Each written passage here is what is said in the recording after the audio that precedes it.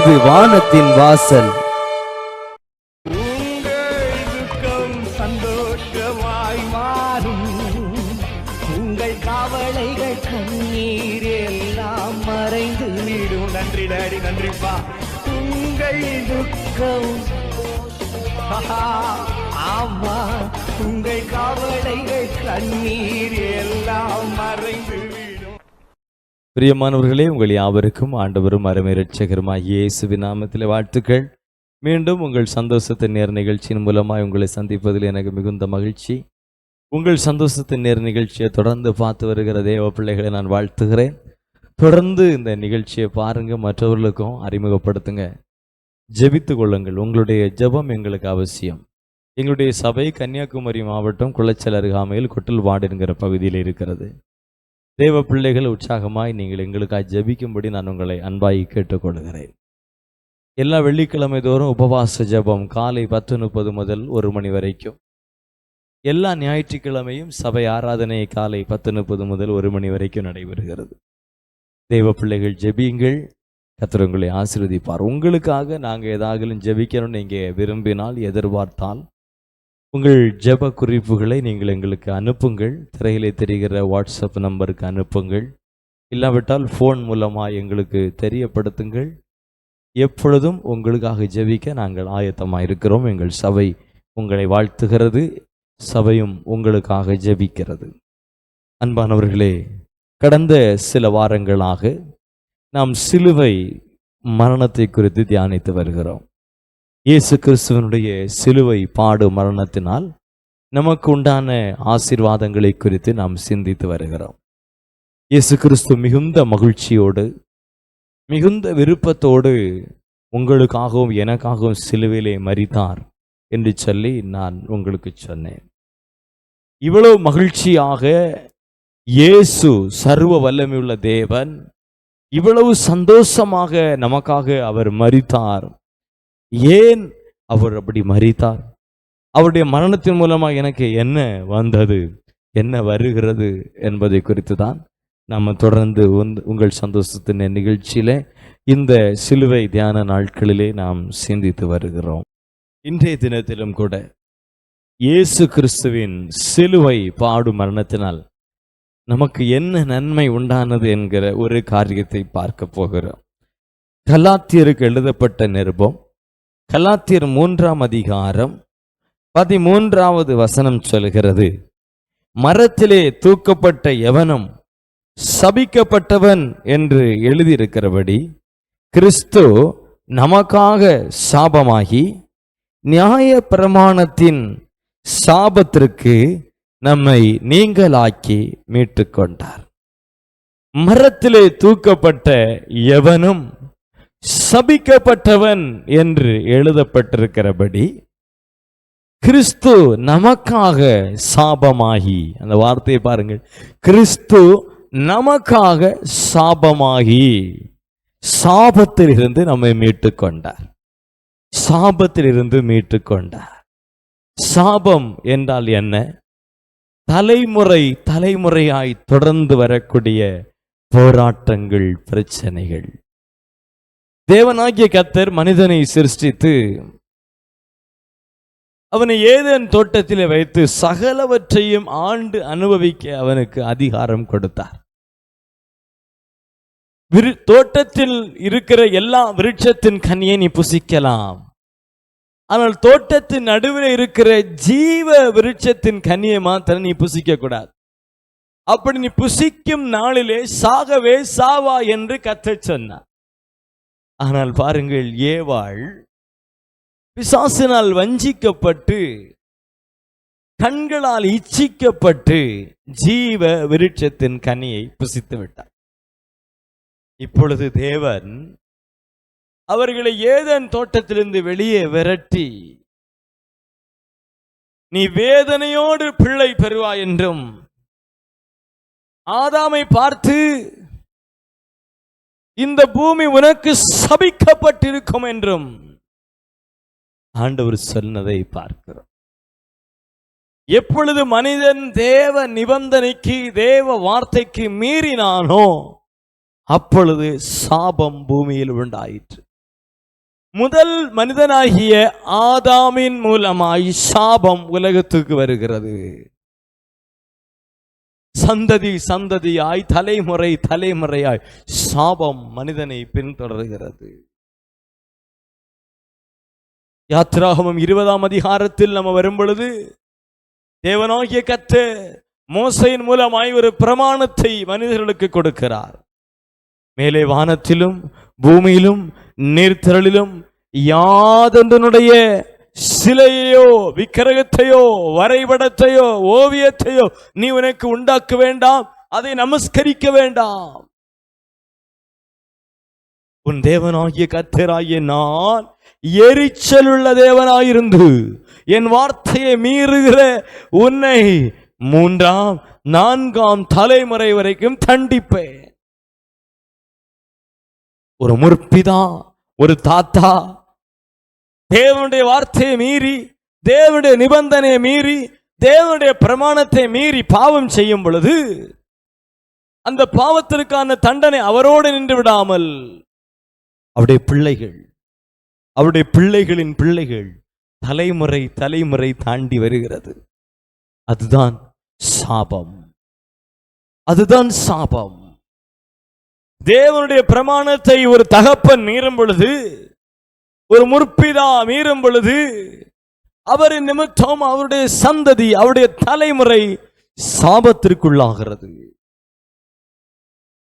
இப்படித்தான் சாபம் மனிதர்களுக்குள் தேவனுக்கு பிரியமில்லாத, தேவன் விரும்பாத காரியங்கள் ஈடுபடும் பொழுது சாபம் உள்ளே நுழைகிறது.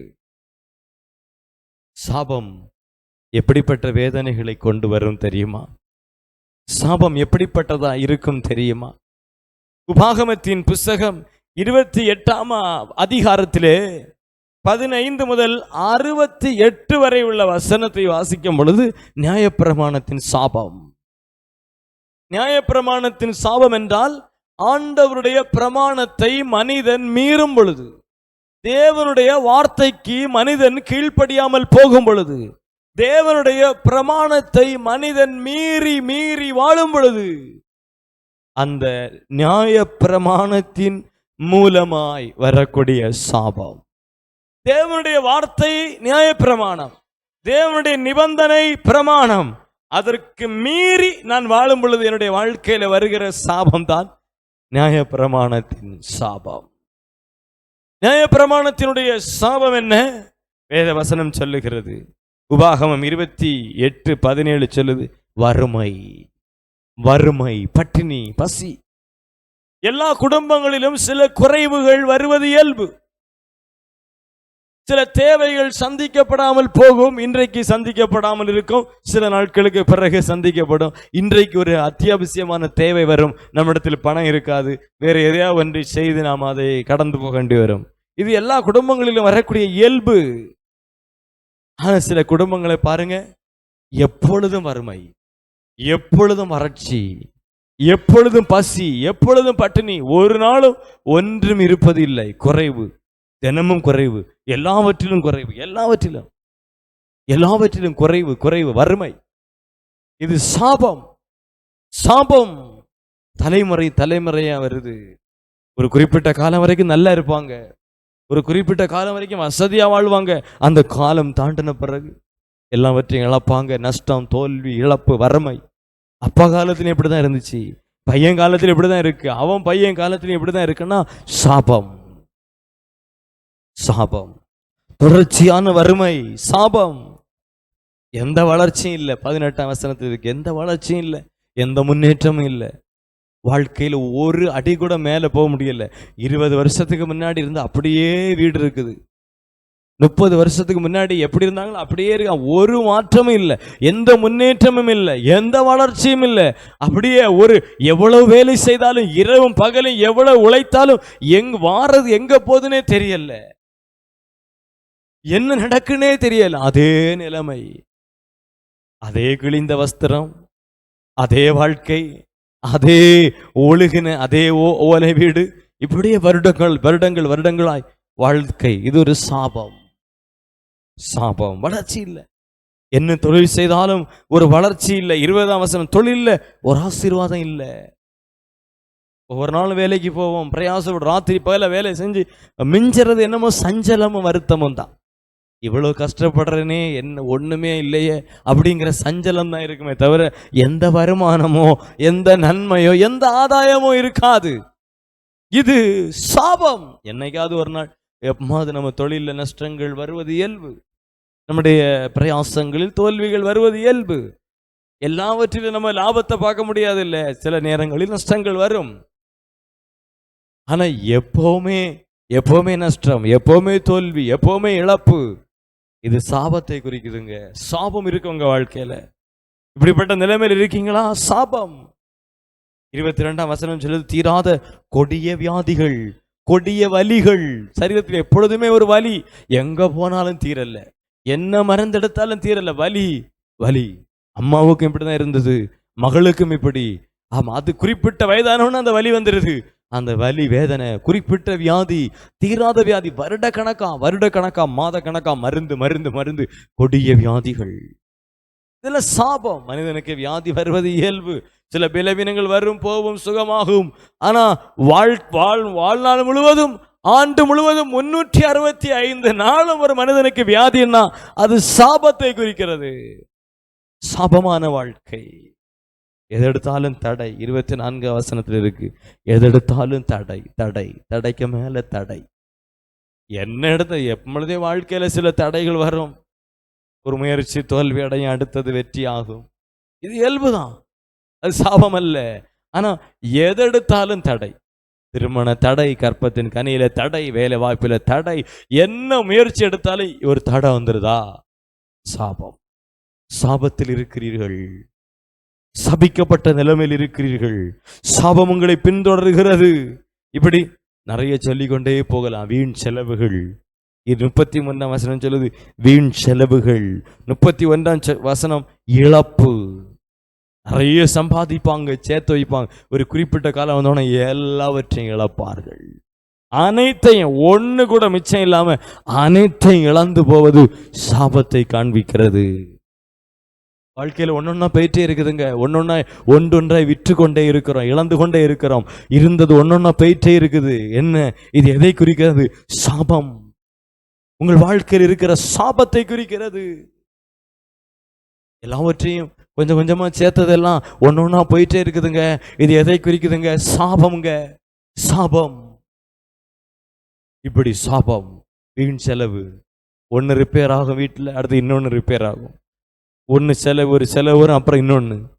வருகிற வருமானம் எல்லாம் வீணாம், செலவு, சேமிப்பே இல்லை, ஒன்று சேர்க்க முடியல, ஒன்று சேர்க்கவே முடியல, அத்தனையும் செலவு. 10 ரூபா வருதுன்னா 12 செலவாயிட்டே இருக்குது. சாபம். மிச்சமே இல்லை, மீதம் எடுக்கவே முடியல. இது எதை காட்டுகிறது? சாபம். என் அன்பு தேவனுடைய பிள்ளைகளே, இப்படிப்பட்ட சாபமான வாழ்க்கை வாழ்ந்துட்டு இருக்கிறீங்களா? நான் சொல்லிக்கொண்டே இருந்த இது எதையாக உங்களுடைய வாழ்க்கையிலே நீங்க உணர்றீங்களா? கடன், வட்டி மேல வட்டி, கடனுக்கு மேல கடன், சாபம். அடைக்கவே முடியல. ஒரு கடன் அடைச்சா இன்னொன்னு வந்துருது, ஒன்ன பார்த்தா இன்னொன்னு, ஏதோ ஒரு பக்கத்துல இருந்து வந்துட்டே இருக்கு. கடன், கடன், சாபம், சாபம். என் அன்பு சகோதரா, என் அன்பு சகோதரி, உன்னுடைய வாழ்க்கை ஒரு சபிக்கப்பட்ட நிலைமையில் இருக்கிறது என்று உணர்கிறீர்களா? நான் ஒரு சாபமான வாழ்க்கை வாழ்கிறேன் என்று உணர்கிறீர்களா? ஐயோ, ஏன் என்னுடைய வாழ்க்கையில் இப்படி ஒரு சாபம் என்று அங்கலாய்க்கிறீர்களா? இன்றைக்கு நான் உங்களுக்கு ஒரு நற்செய்தியை சொல்லுகிறேன்.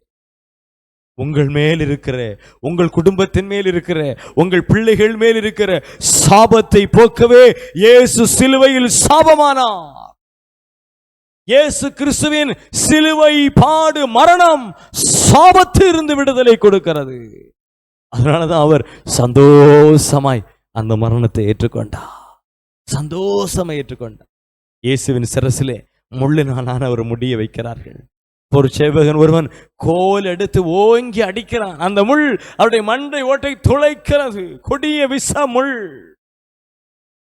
தாங்க முடியாத வலி வேதனை உண்டாக்குகிற கொடிய விஷம் நிறைந்த முள், தேள் கொட்டுவது போல வலியை உண்டாக்குகிற விஷ முள். அது அவருடைய மண்டை ஓட்டை துளைக்கிறது. ஐயோ, எவ்வளவு கொடிய வேதனை இயேசுவுக்கு, எவ்வளவு கொடுமை. முள் எதை குறிக்கிறது? சாபத்தை குறிக்கிறது.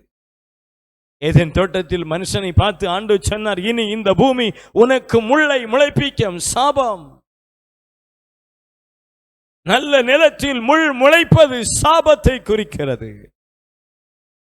சாபத்தின் அடையாளமாகிய முள்முடியை தன் சிரசில் ஏற்றுக்கொண்டார். அந்த சாபத்தினால் வரக்கூடிய வலி தாங்க முடியாத வலி. கடன் கடன் கடன், அதனால் வருகிற வலி தாங்க முடியாத வலி. வியாதி வியாதி வியாதி, அதனால் வருகிற வலியை தாங்க முடியாத வலி. தடை, எல்லாவற்றிலும் தடை, அது தாங்க முடியாத வலியை உண்டாக்கும். இழப்பு, ஒவ்வொன்றாய் ஒவ்வொன்றாய் இழப்பு. மகனை இழந்து, கணவனை இழந்து, மகளை இழந்து, வீட்டில் ஒவ்வொன்றாய் ஒவ்வொன்றாய் இழந்து இழந்து இழந்து அது தாங்க முடியாத வலியை உண்டாக்கும். அந்த தாங்க முடியாத வலியைத்தான், சாபத்தினால் வரக்கூடிய தாங்க முடியாத வலியைத்தான் இயேசு தன் சிரசிலே ஏற்றுக்கொண்டார், முள்முடியா ஏற்றுக்கொண்டார். என் அன்பு சகோதரா, என் அன்பு சகோதரி, வாலிப தம்பி தங்கச்சி, உன் வாழ்க்கையில் ஏதோ ஒரு சாபம், உன் குடும்பத்தில் ஏதோ ஒரு சாபம் உன்னை தாங்க முடியாத வலியும் வேதனைக்கு உள்ளாக்கி வைத்திருக்கிறது. கொடிய வேதனை அனுபவித்துக் கொண்டிருக்கிறாய். என் அன்பு தேவனுடைய பிள்ளைகளே, நீ அனுபவித்துக் கொண்டிருக்கிற இந்த வலியை, வேதனையை மாற்றுவதற்காக என் ஆண்டவர் 2000 வருடத்துக்கு முன்பதாகவே சிலுவையில் சாபமானார். சிலுவையில் சாபமானார். வேதம் சொல்லுகிறது, மகா பரிசுத்தமுள்ள தெய்வம் சாபமானார். மரத்திலே தூக்கப்பட்ட எவனும் சபிக்கப்பட்டவன் என்று வேதம் சொல்லுகிறது. சிலுவை மரத்தில் ஒருவன் கொலை செய்யப்படுவான் என்றால் அவன் சாபம், சபிக்கப்பட்டவன். சாதாரணமான மரணம் அல்ல, கொடிய துன்மரணம். சிலுவையில் ஒரு மனிதனை கையிலும் காலிலும் ஆணி அறைந்து பல மணி நேரம் அவனை உயர்த்தி அவனுடைய இரத்தம் ஒவ்வொரு சொட்டாய் இந்த பூமியில் சிந்தப்பட்டு, அவனுடைய இரத்தம் அத்தனை பூமியிலே சிந்தப்பட்டு மரித்து போவது என்பது சாதாரணமான மரணம் அல்ல, அது கொடூரமான மரணம். அந்த கொடிய மரணத்தை ஒரு மனிதன் பெறுகிறான் என்றால் அவனுடைய வாழ்க்கை சாபமாயிருக்கும் என்று வேதம் சொல்லுகிறது. மனுஷனுடைய ஜீவன் எங்கே இருக்கிறது? உயிர் எங்கே இருக்கிறது தெரியுமா? இரத்தத்தில் இருக்கிறது. வேதம் சொல்லுகிறது, இரத்தத்தில் ஜீவன் இருக்கிறது. அந்த இரத்தம் சரீரத்திலிருந்து ஒவ்வொரு சொட்டு சொட்டாய் இந்த சரீரத்தின் இரத்தம் வெளியேற வெளியேற அணு அணுவாய் அந்த உயிர் போகிற வலியை மனிதன் அனுபவிப்பான். அதைத்தான் இயேசு சிலுவையிலே அனுபவித்தார். போர் சேவகன் ஈட்டி எடுத்து அவருடைய விழாவிலே குற்றின போது அவருடைய இருதயத்தை துளைத்தது. அதில் இருந்த கடைசி சொட்டு இரத்தமும் வெளியே வந்தது. இனி இரத்தம் இல்லை, இரத்தமும் தண்ணீருமாய் வெளியே வருகிறது. இனி அவருடைய சரீரத்தில் இரத்தம் இல்லை. அத்தனை இரத்தத்தையும் மனிதர்களுக்காய், மனிதனின் பாவம் போக்க, சாபம் நீக்க, அவனை விடுதலையாக சிந்தினார். பிரியமானவர்களே, இந்த இயேசுவை போல அன்பான ஒரு தெய்வம் வேறு யார் ஐயா? உங்களுக்காக, எனக்காக, என் சாபத்தை போக்க, என் அன்பு சகோதரி உன்னுடைய சாபத்தை போக்க, என் அன்பு சகோதரா உன்னுடைய சாபத்தை போக்க, உன் வாழ்க்கையில் இருக்கிற சாபத்தை நீக்க சிலுவையில் சாபமானார் இயேசு. நீங்க ஒருவேளை கிறிஸ்தவளா இருக்கலாம் அல்லது கிறிஸ்தவளா அல்லாதவளா இருக்கலாம். இயேசுவுக்கு உங்களுக்கு ஒருவேளை சம்பந்தம் இல்லாமல் இருக்கலாம். இயேசு என்று சொன்னாலே உங்களுக்கு ஒருவேளை பிடிக்காமல் இருக்கலாம். இயேசுவை நீங்கள் ஏதோ வெளிநாட்டு கடவுளாய் நினைக்கலாம், அல்லது இயேசுவை ஏதோ கிறிஸ்தவருடைய கடவுள், ஆமென், இயேசுவை ஒரு மதம் மாற்றுகிறவரை போல நீங்கள் பார்க்கலாம். இயேசுவை பார்த்தாலே உங்களுக்கு வெறுப்பாய் இருக்கும். இயேசு என்று சொன்னாலே உங்களுக்கு பிடிக்காமல் இருக்கும். எப்படி இருந்தாலும் சரி, நீங்கள் யாராயிருந்தாலும் சரி, உங்கள் சாபத்தை போக்க இயேசு சிலுவையிலே சாபமானார். ஒரு சாபமான வாழ்க்கை வாழ்ந்து கொண்டிருக்கிற என் அன்பு சகோதரா, என் அன்பு சகோதரி, உன் வாழ்க்கையின் சாபத்தை மாற்றவே இயேசு சிலுவையில் சாபமானார். கடன் என்கிற சாபம், வியாதி என்கிற சாபம், தொடர்ந்து இழப்பு என்கிற சாபம், தடை என்கிற சாபம், தோல்விக்கு மேல் தோல்வி என்கிற சாபம், நஷ்டத்துக்கு மேல் நஷ்டம் என்கிற சாபம், இழப்பு, தொடர்ந்து மரணம், தொடர்ந்து வியாதி, தொடர்ந்து கடன், தொடர்ந்து வேதனை, தொடர்ந்து பசி, பட்டினி, பசி, வேதனை, கொடுமை அனுபவிக்கிறாய். சாபம். இந்த சாபத்திலிருந்து உன்னை விடுதலையாக்கத்தான் இயேசு சாபமானார். ஒரு பாவமும் அறியாத மகா பரிசுத்தமுள்ள தெய்வம் இந்த உலகத்தில் வந்து தன் சிரசிலே முள்முடி சூடப்பட்டு சிலுவை மரத்தில் கையிலும் காலிலும் ஆணி அறையப்பட்டு இரத்த வெள்ளத்தில் 6 மணி நேரம் சிலுவை மரத்தில் தொங்கினார். அவருடைய இரத்தம் சொட்டு சொட்டா இந்த பூமியில் சிந்தப்பட்டது. இனி அவருடைய சரீரத்தில் இரத்தம் இல்லை என்று சொல்லும் அளவுக்கு அவருடைய கடைசி சொட்டு இரத்தம் வரைக்கும் இந்த பூமியிலே சிந்தினாரே. எதற்காக? உங்கள் சாபத்தை போக்க, உங்கள் சாபத்தை போக்க. ஐயா, என் வாழ்க்கை ஒரு சபிக்கப்பட்ட நிலைமையில் இருக்கிறது. ஐயா, என் குடும்பம் ஒரு சபிக்கப்பட்ட நிலைமையில் இருக்கிறது. எனக்கு ஒரு விடுதலை உண்டா? நிச்சயமாய் உண்டு.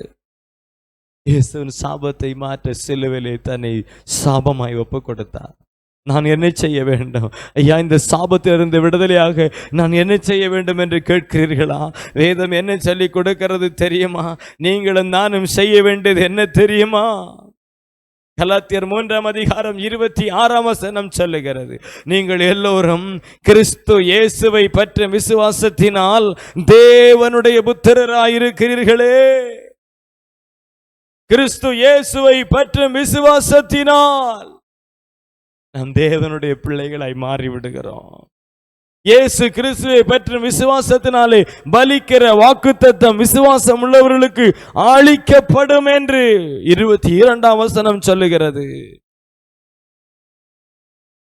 29ஆம் வசனம், நீங்கள் கிறிஸ்துவின் உடையவர்களானால் ஆபிரகாமின் சந்ததியாயும் வாக்குத்தத்தத்தின்படி சுதந்திரராயும் இருக்கிறீர்கள். ஐயா, என் அப்பாவின் மூலமா எனக்கு சாபம் வருகிறது, என் தாத்தாவின் மூலமாய் சாபம் வருகிறது, என் முன் தலைமுறையினர்கள் மூலமாய் படிப்படியாய் என் வாழ்க்கையில் சாபம் வந்து கொண்டே இருக்கிறது. இந்த சாபத்திலிருந்து விடுதலையாக என்ன வழி? நான் இயேசுவின் பிள்ளையாய் மாறிவிட்டால் போதும். அவர் ஆசீர்வதிக்கப்பட்டவர்.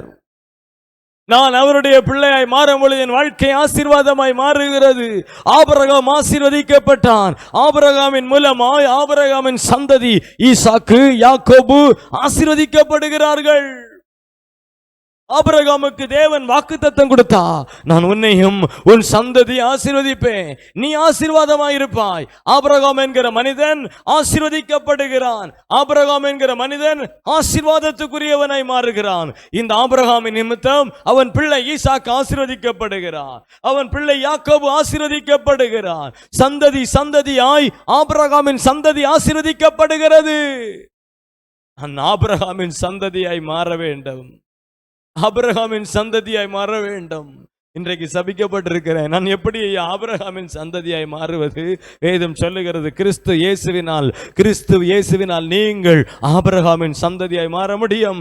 இயேசு ஆபிரகாமின் சந்ததியாய் இந்த உலகத்தில் வந்தா, நான் இயேசுவின் பிள்ளையாய் மாறும் பொழுது, நான் இயேசுவின் பிள்ளையாய் மாற்றப்படும் பொழுது, நானும் ஆபிரகாமின் சந்ததியாகும் வாக்குத்தத்தத்துக்கு சுதந்திரவாளியாய் மாறுகிறேன். என்ன வாக்குத்தத்தம்? நீ ஆசீர்வாதமாய் இருப்பாய் என்கிற வாக்குத்தத்தத்துக்கு நான் சுதந்திரவாளியாய் மாறுகிறேன். நீ ஆசீர்வாதமாய் இருப்பாய் என்கிற வாக்குத்தத்தத்துக்கு சுதந்திரவாளியாய் மாற வேண்டுமானால் நான் ஆபிரகாமின் சந்ததியாக வேண்டும். ஆபிரகாமின் சந்ததியாக வேண்டுமானால் நான் கிறிஸ்துவின் பிள்ளையாய் மாற வேண்டும். எப்படி ஐயா நான் இயேசுவின் பிள்ளையாய் மாறுவது? நான் என்ன செய்ய வேண்டும்? நான் என்ன செய்தால் இயேசுவின் பிள்ளையாய் மாற முடியும்? பாத யாத்திரையா இயேசு கோயிலுக்கு வந்தா நான் இயேசு பிள்ளையாய் மாற முடியுமா? 40 நாட்கள் விரதம் இருந்து தவம் இருந்தால் இயேசு பிள்ளையாய் மாற முடியுமா? ஒற்றை காலிலே நின்று 40 நாட்கள் ஜெபம் பண்ணினால் இயேசுவின் பிள்ளையாய் மாற முடியுமா? முழங்காலிலே நடந்து இயேசுவின் கோயிலுக்கு வந்தால் இயேசுவின் பிள்ளையாய் மாற முடியுமா? நோ, மாற முடியாது.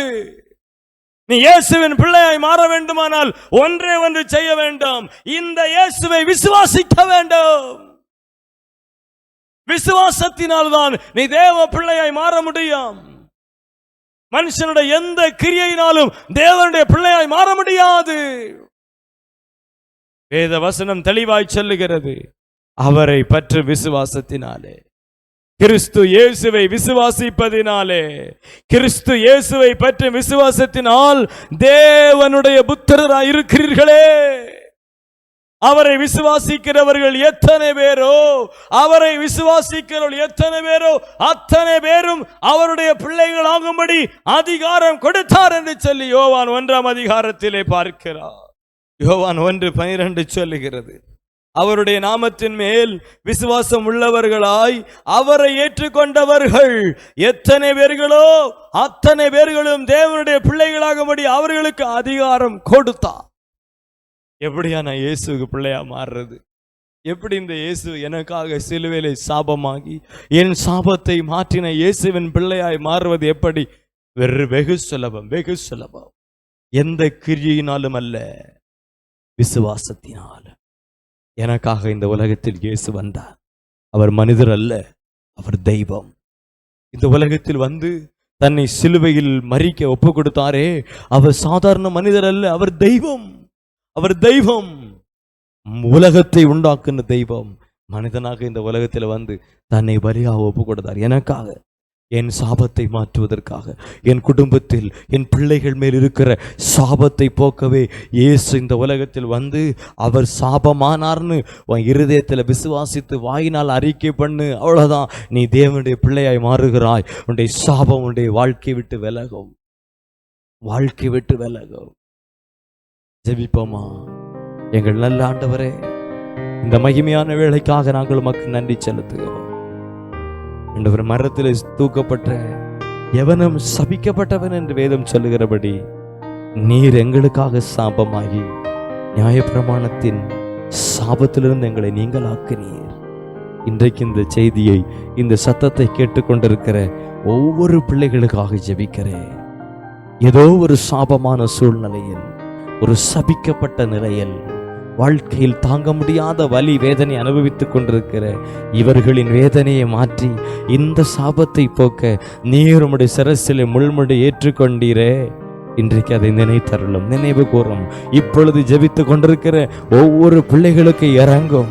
இப்பொழுது ஜெபித்து கொண்டிருக்கிற ஒவ்வொரு சகோதரனுக்கு இறங்கும், ஒவ்வொரு சகோதரிக்கு இறங்கும்.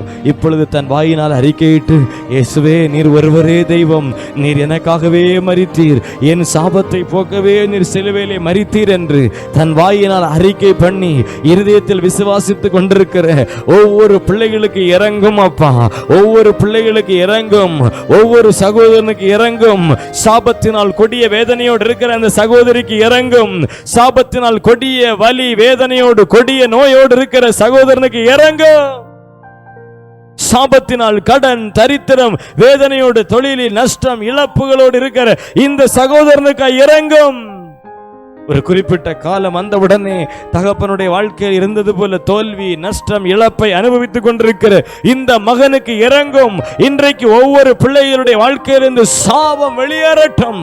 இன்றைக்கு இந்த சத்தத்தை கேட்டு ஜெபித்துக் கொண்டிருக்கிற ஒவ்வொரு பிள்ளைகளுடைய வாழ்க்கையிலிருந்து சாபம் நீங்கட்டும். நீர் சிலுவையிலே சிந்தின இரத்தத்தினால், இயேசு சிந்தின இரத்தத்தினால் முற்றிலும் சாபம் நீக்கப்படுவதாக, சாபத்திலிருந்து விடுதலை வருவதாக இப்பொழுது ஜெபிக்கிற ஒவ்வொரு பிள்ளைகள் மேல் உம்முடைய கரம் இறங்கட்டும் அப்பா. சாபத்திலிருந்து விடுதலை உண்டாகட்டும் என்று ஜெபிக்கிறேன். உம்முடைய கரத்தில் ஒப்பு கொடுக்கிறேன். எங்களுக்காகத்தானே சாபமானீர், எங்கள் சாபத்திலிருந்து எங்களை விடுதலையாக ஆசீர்வதி இயேசுவின் நாமத்தில் பிதாவே, ஆமென். பிரியமானவர்களே, இந்த இயேசுவை உங்கள் இருதயத்தில் ஏற்றுக்கொள்ளுங்க, வாயினால் அறிக்கை பண்ணுங்க. உங்கள் சாபமான நிலைமை மாறுங்க. நீங்க ஆசீர்வாதமா இருப்பீங்க, நீங்க ஆசீர்வாதமா இருப்பீங்க. சாபம் நீங்கிவிடும், உங்கள் துக்கம் சந்தோஷமாய் மாறும். உங்கள் துக்கம் சந்தோஷமாய் மாறும். உங்கள் கவலைகள் கண்ணீர் எல்லாம் மறைந்து விடும். நன்றி டாடி, நன்றிப்பா. உங்கள் துக்கம்,